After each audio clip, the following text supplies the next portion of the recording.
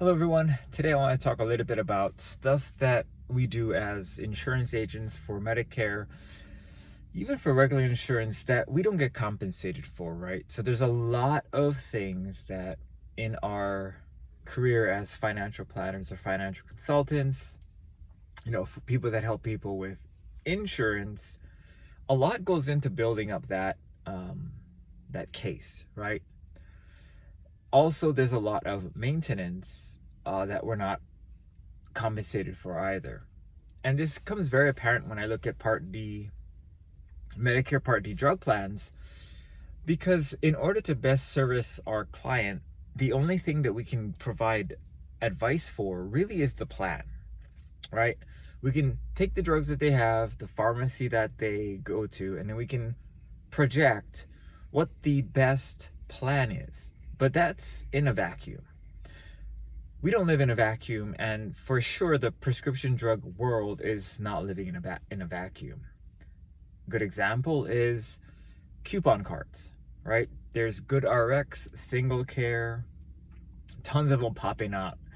And I hope that market, in my honest opinion, I hope that market fails and it's replaced by cost plus drugs and that type of framework, because that type of framework allows patients to see how much the cost of the medication actually is and how much markup there is, and they can control, or at least patients would be able to see how much these things cost, right? Right now, the way it goes is we have no idea. I ran a couple medications for my clients yesterday, and on cost plus drugs, a 3-month supply is somewhere around $39. A 3-month supply with insurance was over $900. Even with discount cards, a fill was about $130 a month, so about $390. Even more, like a lot more, than the cost plus drugs. And not to say that cost plus drugs wins all the time, and it surely doesn't, because cost plus drugs is more of a at scale type of pharmacy. So like I tell all my clients, if you have to you have a maintenance medication, you get 90 days and maybe you have 2 or 3 of them, then order from cost plus drugs, because you can save on the shipping. Also, you order more at once, the markup is 15%, but you also have a $3 markup, which you can save if you just paid a $3 one time every 3 months, and the $5 for shipping one time every 3 months. Those savings tend to add up. But doing all that, I don't get compensated for. I'm not an affiliate of cost plus drugs. I'm not an affiliate of GoodRx or Single Care. I don't get anything when anyone uses those services. And it begs the question, should you promote those things? Should you even give that kind of advice? And for me, I do. I do, because I think that's the right thing to do. Our industry, though, makes it so that doing those things we can get sued for. We can ultimately, if push came to shove and something really terrible happened, someone could say, hey, but Matt helps us with the Part D plan. Why? We all thought everything ran through the Part D. And you have to be upfront and honest and say, hey, this is how the plan works. And it all comes down to education, right? And then hopefully you can build a relationship and a understanding with your consumer base or your client base that, hey, I'm doing everything I can to help you, and I'm being totally upfront. And the system doesn't protect against people like me helping you outside of my delegated, standardized life as a professional. Anything out here, even though it might work better, heck, it might be the best thing for you. If it's not in this box that the regulatory governing body says that I have advisory over, then they won't protect me if I venture outside that box. It's the same thing with financial advising and working for, let's say, Charles Schwab. You're much more protected if you advise people to buy the Charles Schwab stuff, because that's where all the research from your personal or your professional firm comes from. So obviously you're going to know a lot more about it than everyone else. And you have a lot more protections because the protections come from inside your company. So, but should you be talking about other stocks? Maybe the client wants that kind of stocks. Maybe the client wants to be trading options all day. Might be the best thing for them. They might be great at it. But you as a professional can be recommending those things, right? Even though you may trade options too. So what can you do? I've given you all these examples of how to build, or how you can think about how we as insurance professionals, we as people who are consultants, many times have to give advice or do things that take up a lot of time and require a lot of research, and ultimately have no reward at the end, right? We don't get compensated. We don't, and we could get sued. So what I suggest doing, and this is what I do, is I will make videos for those things, because that way they are aware about it, they're educated about it, and when I talk to them, my clients, I can say, hey, remember that video that I did about like those coupon cards and such?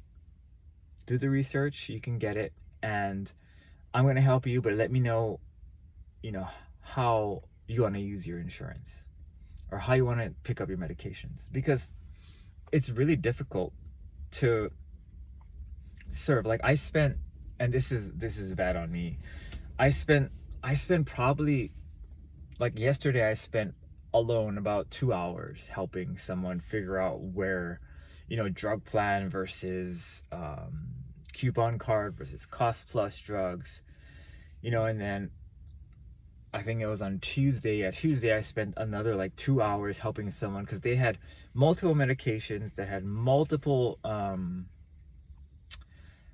scenarios, because they had extra medication left over, and it's just difficult. Like it's just really difficult to kind of not help when I know all the answers. It's just I don't get paid for it. So it's really hard when you're in a business to be able to build yourself enough margin to be able to do a lot of this stuff for free. And I do a lot of this stuff for free.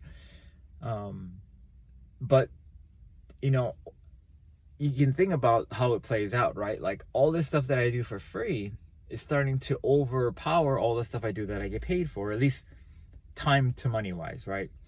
I spend an hour, and if I spend an hour and I make, let's call it $100, and then I spend 4 hours making nothing, that's $20 an hour, because total of 5 hours, I only got paid for one of them, and $100, $20 an hour. I can't survive on $20 an hour as a self-employed individual, because that $20 an hour gets taxed 15.6% for self-employment tax, and then I got to pay federal, and then of course I have to pay for all my licenses, and then to pay for all my technology that I use, to pay for everything else, right? So that's not going to happen. So when it comes to taking care of doing stuff that doesn't have a cost for it, or that you don't get compensated for, what I do, and I could be wrong, it's just what I do, I tell them flat out, like, hey, I can help you with this, but as you may know, I don't get paid for this. So if I don't get back to you, or if it takes me a long time to come back to you or to respond to you, just know that this is not a income generating thing for me, and as a business, income generation is my number one. So if I can't get back to you, I really do apologize. I have a video to help you. And that's honest, open, and it builds that picture that you are offering, or and you are versed in this extra space that most people who do your profession don't know, don't offer, don't even know how it operates. So that's how I do it. I would probably say that has gotten me a lot of clients, people who actually have told me that they would pay me, to help them every year out of pocket. And I don't accept any of those payments yet. I probably won't ever, as I don't know if you folks on this channel have kind of figured it out, but I make a lot of my money from the stock market. So I trade.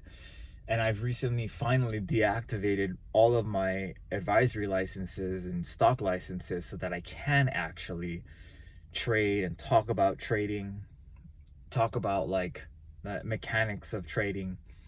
So I might be not helping people do that, but that might be my full-time gig, and then I might just do the Medicare stuff on the side, just because I can make a lot more money trading than I can helping people for free. But I still will do this, and we'll be giving information just like this to all the Medicare agents out there who subscribe and who enjoy this type of content, this type of talk. But just to make sure that you guys know that giving stuff for free is okay. Just make sure that your clients are aware that this is outside the scope of your kind of professional delegation, your professional work, and that you know of these outside things that can help people too, but that's not really your place. You're not there to help them find the cheapest medication on coupon cards, on cost plus drugs, or using patient assistance programs, right? That's another one, patient assistance programs that, require a physician signature and them to fill out a form with tax stuff on it that, professionally you don't have those certifications for, and you would have to kind of say, hey, doctor, these taxes, if it makes sense, if the numbers match up, it's math, so it's not that hard to figure out, but if those numbers match up, you may qualify, you should qualify, you should apply. But of course, for us as agents, that's not, we should know about those things, but we shouldn't spend time doing those things. And if we do, we have to let the clients know that this is outside of our scope. It's outside of our scope. And if you want help immediately, it's not going to happen. It's for someone else, or it's for them to handle on their own. All right, hope that helps. It's Friday, or not, it's Friday. Why am I thinking it's Friday? It's Tuesday. I guess it feels like it's not, or the weekend's coming, because Thanksgiving is on Thursday. And the stock market, well, for me anyway, the stock market is not opening because my phone, for whatever reason, data is not so good. So I'm not going to trade with faulty data. Anyway, we'll catch you guys in the next video. See you there.